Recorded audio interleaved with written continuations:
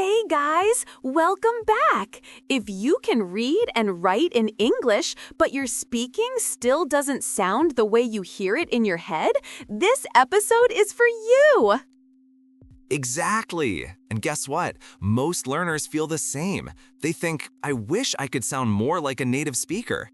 Today, we're going to talk about the secret code of American English. Intonation, rhythm, linking, pauses, and even body language.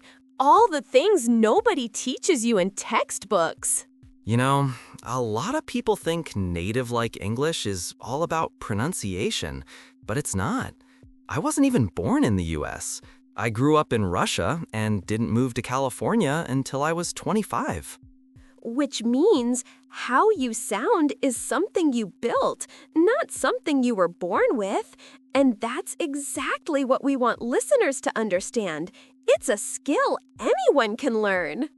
California definitely influenced my speech. And once I discovered how Americans shape their sentences like music, everything changed. Think about your favorite song. It's not just words. It's melody, rhythm, emotion. That's exactly what happens when Americans speak. We don't just say words, we sing them with patterns. And when you cracked this code by listening to YouTubers and native speakers, your English literally moved to the next level. Okay, Lena, let's break down the 3 basic intonation patterns. 1. Rising intonation. This is your question voice, but Americans also use it for excitement. Like, oh my God, you got the job? Shows confidence and completion. Example, I'm from California. This is where many learners get stuck. Flat tone makes you sound bored, and sometimes people won't even notice you're asking a question. Let's show them how one sentence can have different meanings with different tones. My boss wants to see me. My boss wants to see me. My boss wants to see me. My boss wants to see me? Same words, different emotion, different message. Americans don't say separate words. They link everything. Instead of, do you want to eat, we say, do you want to eat? I don't know.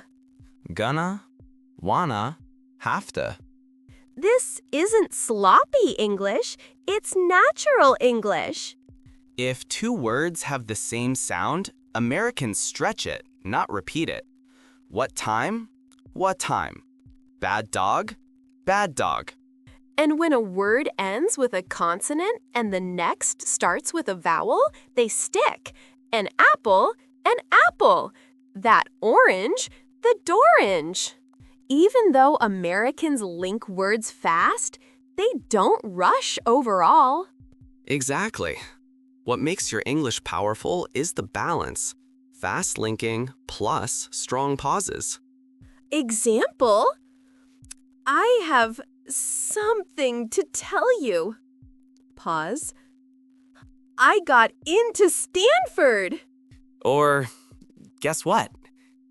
You passed the exam.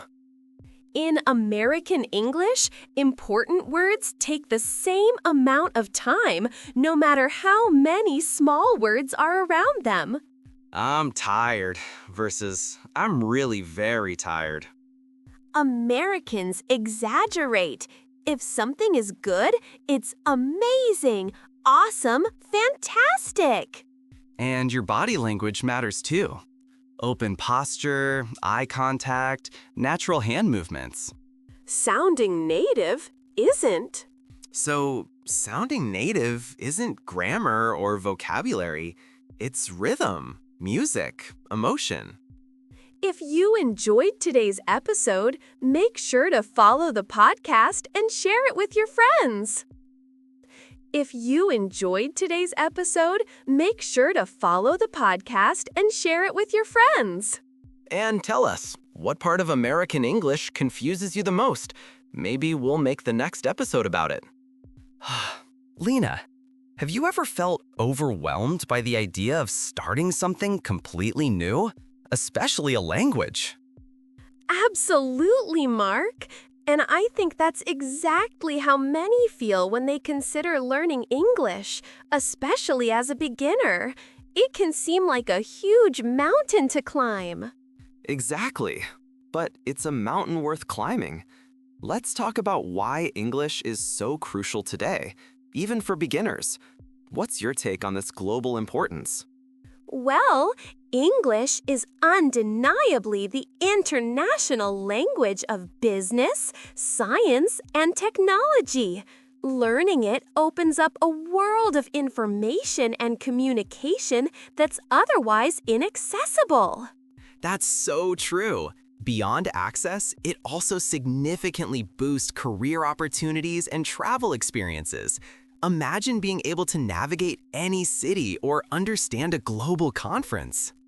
Right, the benefits are clear. But moving on, it's fair to acknowledge the initial hurdles beginners face. What do you think are some of the biggest challenges for new learners? For many, it's the fear of making mistakes or sounding silly. Also, the sheer volume of vocabulary and grammar rules can feel incredibly daunting at first. I agree. Pronunciation can be tricky, and English grammar, with all its irregular verbs and tenses, often feels like a puzzle. It's easy to get discouraged. It certainly is. But don't despair, dear listeners. That raises an interesting point.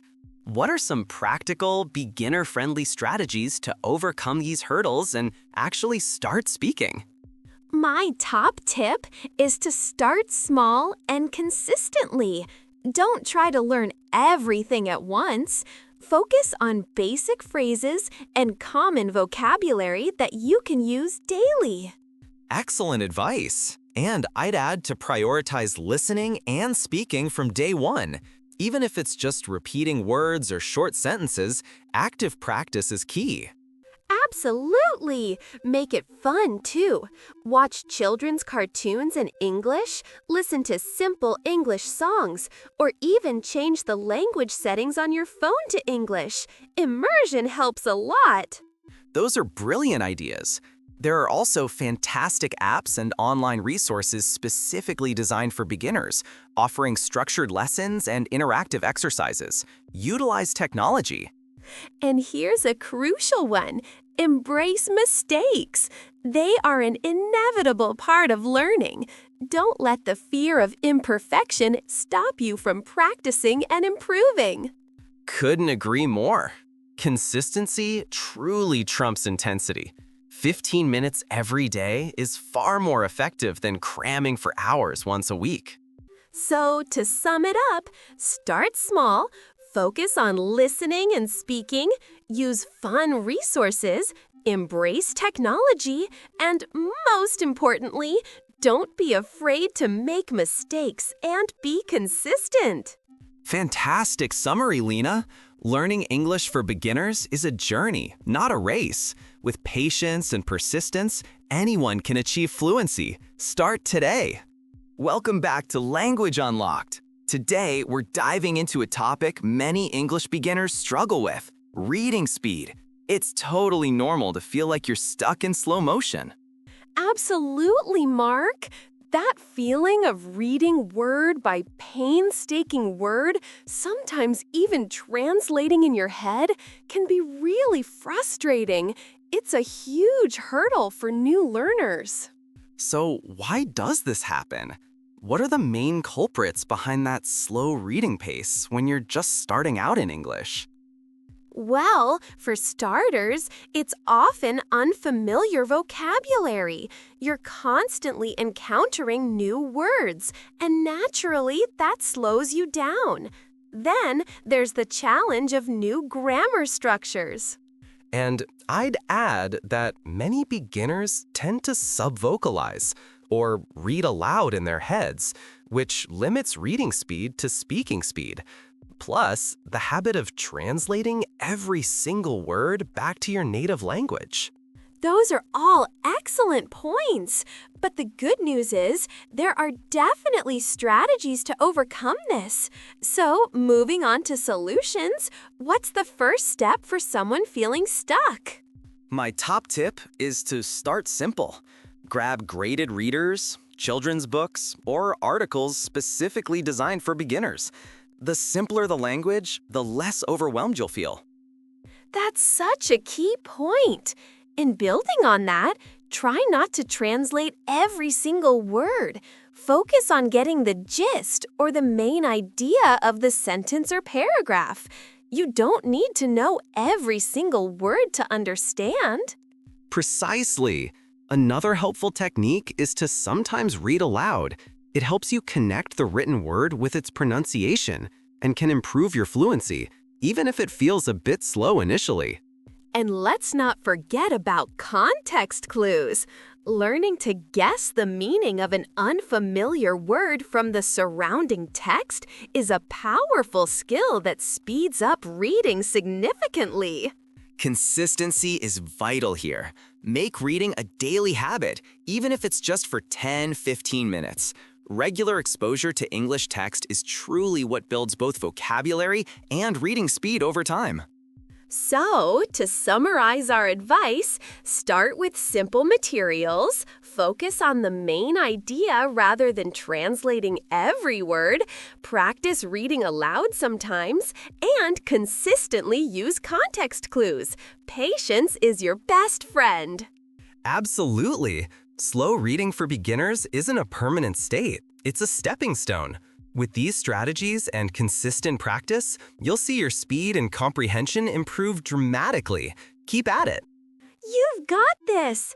Join us next time for more language learning tips. Happy reading, everyone!